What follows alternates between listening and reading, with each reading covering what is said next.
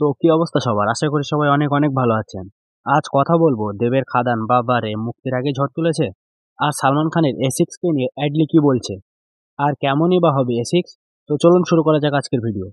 এক বেলার মধ্যে গল্প ঘুরিয়ে দিল খাদান। পুষ্পা টুকে পিছনে ফেলে টিকিট বিক্রির ক্ষেত্রে এগিয়ে গেল দেব ও যিশু সেনগুপ্তের খাদান। গতকাল সকালে সিনেমা হল না পাওয়ার কথা জানিয়েছিলেন দেব, তবে হাল ছাড়েননি। লড়াই করে অগ্রিম টিকিট বুকিং শুরু করেন দেব নিজেই। তবে বিকেলেই গল্প ঘুরে যায়। অগ্রিম টিকিট বুকিংয়ের ক্ষেত্রে ১ নম্বর ট্রেডিংয়ে দেবের খাদান।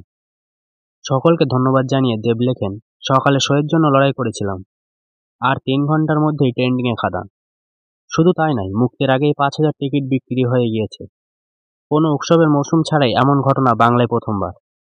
সবাইকে ধন্যবাদ, বাংলায় নতুন যুগের শুরু করতে চলেছে খাদান।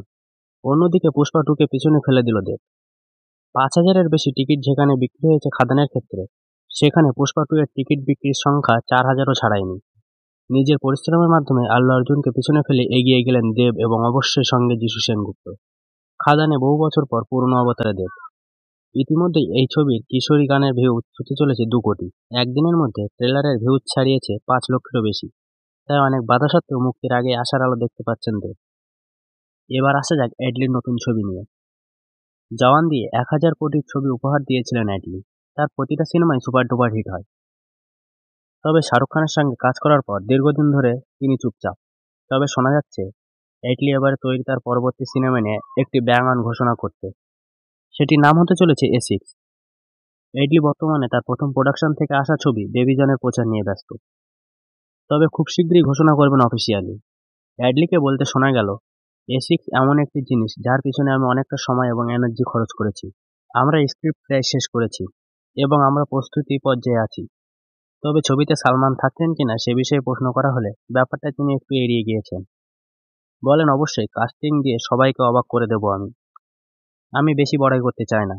তবে এটি আমাদের দেশের সবচেয়ে প্রাউড সিনেমা হতে চলেছে। আপনারা আমার জন্য দোয়া করবেন। এখানে বলে রাখা ভালো, বেবি জনে অতিথি চরিত্রে দেখা যাবে সালমান খানকে। বেবি জন ২৫শে ডিসেম্বর মুক্তি পাবে। আপাতত বেশ একটু চাপে আছেন সালমান খান।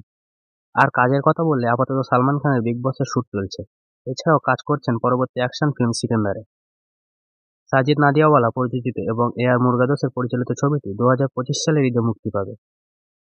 ছবিতে সালমানের সঙ্গে দেখা যাবে রাশমিকা মান্দানাকে। তো আজকের মতো ভিডিওটি এই পর্যন্ত। ভিডিওটি ভালো লাগলে লাইক, কমেন্ট, শেয়ার এবং সাবস্ক্রাইব করে পাশে থাকবেন। দেখা হবে আবার নতুন কোনো ভিডিও নিয়ে।